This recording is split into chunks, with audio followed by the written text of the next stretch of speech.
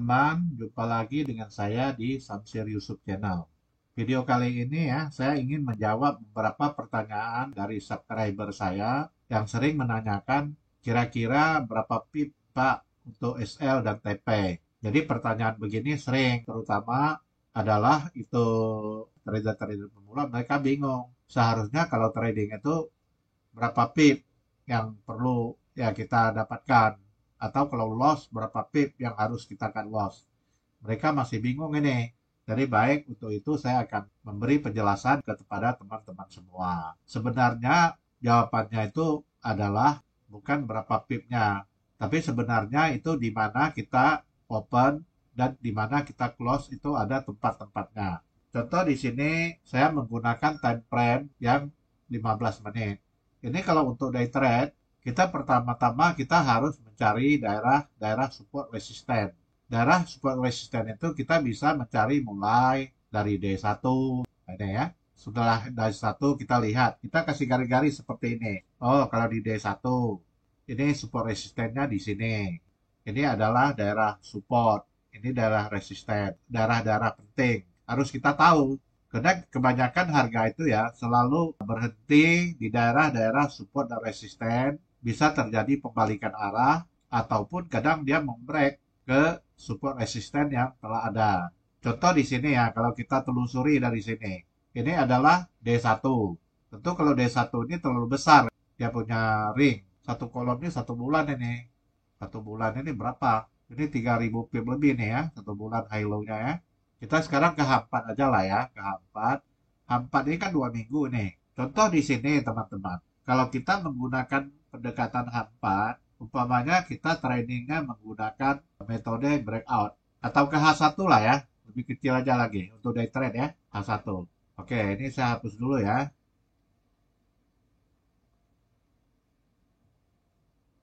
Biar bersih ya nampaknya. Ini contoh di H1 ya teman-teman ya. Nih H1. Kita pertama harus melihat ini ada resisten. Kita kasih garis, ada support. Lalu kita kalau umpamanya mulai dari sini, dan kita lihat itu adalah sebelah kirinya ada apa. Ini. Dan sebelah kiri kalau kita lihat, di sini adalah resisten, di sini adalah resisten. Kalau kedua ini kita lihat di sini adalah double top ya. Ini satu top, dua top. Lalu di sini dia turun kan. Lalu sebetulnya kalau kita itu tradingnya, umpamanya kita trading di sini lah ya. Mulai dari sini, kita mulai menggaris gitu ya. Contohnya di sini adalah support. Lalu trading kita adalah trading metode breakout. Lalu di sini adalah resisten. Sebetulnya yang paling pas itu adalah jika kita day trade, kita masuknya di posisi di sini. Setelah ini di break, lalu TP-nya di mana? TP teman-teman harus lihat ke bagian kiri. Bagian kiri ada apa? Bagian kiri di sini sudah pernah historinya resisten. Ini yang saya kasih garis. Lalu TP kita adalah jangan dihitung pip, tapi TP kita mau kita mulai dari sini. Kita TP-nya di sini 259. Ternyata nggak nyampe ya. Nah, sampai sini 180 pip. Artinya oke lah ya 180 pip ini kita boleh TP. Lalu kalau ruginya gimana?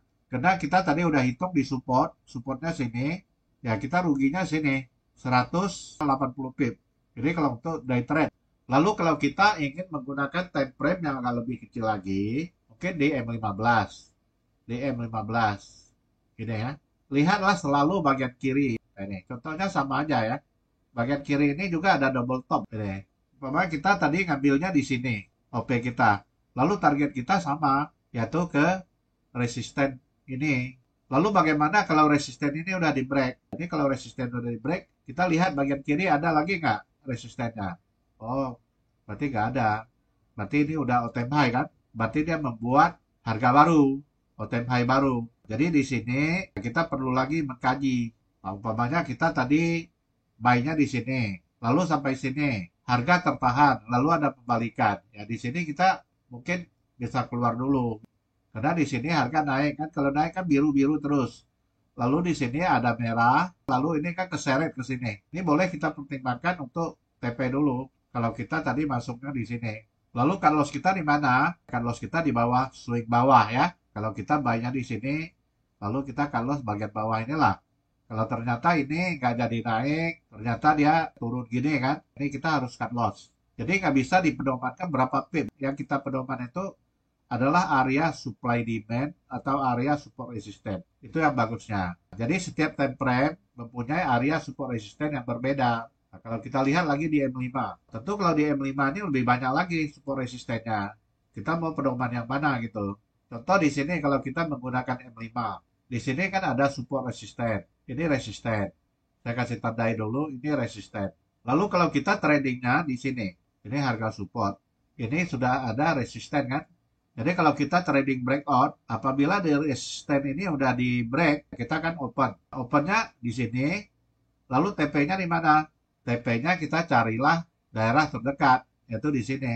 Karena sini ada resisten. Kalau kita ke resisten sini, 178 pip. Oke, kalau rugi, umpamanya sampai sini. Kita akan loss, ruginya 80 pip. Jadi di sini rugi 80, kalau di sini 180. Berarti masih cocok, 1 banding 2. Sering-seringlah teman-teman buat support resisten. Mau dari mulai M5 juga oke. Untuk day trade masih boleh. Nah, contoh di sini kan, ini kan supportnya ini. Banyak kan yang support di sini kan. Setelah supportnya break, di break sama candle merah, ya di sini kita boleh melakukan sell. Nah, sell di mana? Sampailah ke sini, kita lihat sudah mulai ada pembalikan ya, kita keluar gitu. Atau lihat bagian kirinya, kelihatan nggak? Nah, bagian kirinya nggak kelihatan ya. Kalau nggak ada kelihatan, kita pedoman aja. Kira-kira dari sini ke sini berapa pip? Udah besar juga ini ya, 150 pip ya udah. Jadi dapat 100 pip itu udah bagus kalau trading kita untuk hariannya. Kalau 100 pip 0,1-nya udah $100. Kalau dikurskan sekarang sekitar 17.000. 17.000 kali $100, 1,7 juta. Udah lumayan besar. Mungkin itu saja ya pedoman kita untuk TPSL dengan menggunakan pendekatan di daerah support dan resisten. Cukup sekian dan terima kasih.